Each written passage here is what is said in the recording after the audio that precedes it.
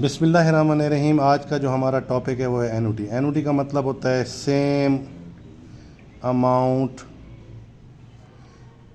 Invested या deposited या received या पेड पर period, per year, per month, same amount. ठीक है जी, ये है आपकी एनुटी कि इसी तरह एक होती है ऑर्डिनरी एनुटी। ऑर्डिनरी एनुटी में क्या होता है कि आपका जो अमाउंट होती है वो एंड ऑफ ईच पीरियड होती है, same amount end of each period, चाहे वो आप इन्वेस्ट कर रहे हो, चाहे आप वो रिसीव कर रहे हो, पे कर रहे हो, जो भी कर रहे हो। और एक होती है आपकी ड्यू एनुटी।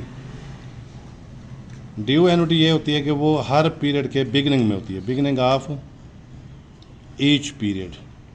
ठीक है जी। या ड्यू एनुटी का मतलब ये होता है कि जहाँ पर मार्जिनल पीरियड हो आपका या एडिशनल पीरियड हो। मिसाल के तौर पे आपने पहले साल के एंड में डिपॉजिट कराया, इसी तरह 1 से लेकर 5 साल के एंड तक आप डिपॉजिट कराते रहे, लेकिन उसने ये कहा कि आप अपनी फ्यूचर वैल्यू बताएं 6 साल के आखिर में। तो जहाँ पे 1 साल इजाफी या 1 साल कम हो जाए उसको हम ड्यू कहते हैं। ठीक है जी। अदरवाइज इसकी निशानी है बिगनिंग या स्टार्ट।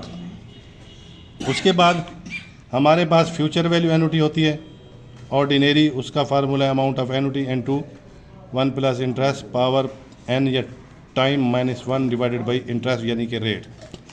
इसी तरह आपके पास फ्यूचर वैल्यू एनुटी ड्यू है, उसके साथ डी का इजाफा कर देते हैं। ये ऑर्डिनरी का फार्मूला था फ्यूचर वैल्यू का, ये ड्यू का है जी। इसका फार्मूला वही अमाउंट ऑफ एनुटी, या इसको पीएमटी करके भी लिखते हैं, एक ही जगह हम पीएमटी भी लिख सकते हैं।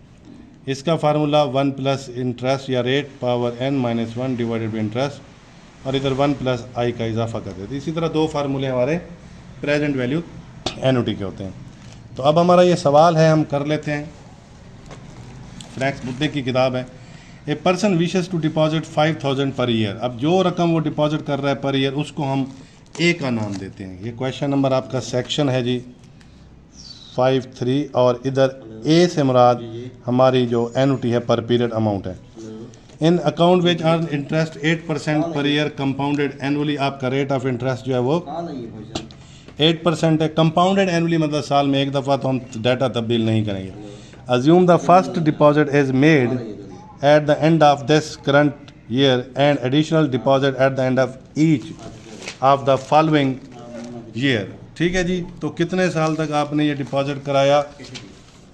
हर साल के आखिर में। वो कहते हैं आने वाला डिपॉजिट जो है वो हर साल के एंड में होगा। अब रिक्वायरमेंट के अंदर उसने पीरियड को मेंशन किया। रिक्वायरमेंट में कहता है to what sum will the investment grow at the time of the 10th deposit. जब वो कहता है 10वां डिपॉजिट आप कराएंगे तो आपकी रकम कितनी हो चुकी होगी। तो इसके लिए हम फ्यूचर वैल्यू ऑर्डिनरी का फार्मूला लगाएंगे, amount of annuity 1 plus interest power n minus 1 divided by interest, और इसको हम इस तरह क्लोज कर देंगे। यहाँ पे आ जाएगा 5000।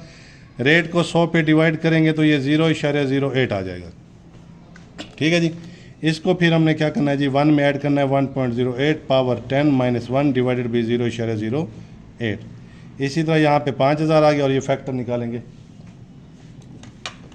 फैक्टर निकालने का तरीका भी देख लें। आपने ऊपर वाला पोर्शन इकट्ठे करना है 1.08, ये पावर है, फिर 10 कर देना है, -1 कर देना है।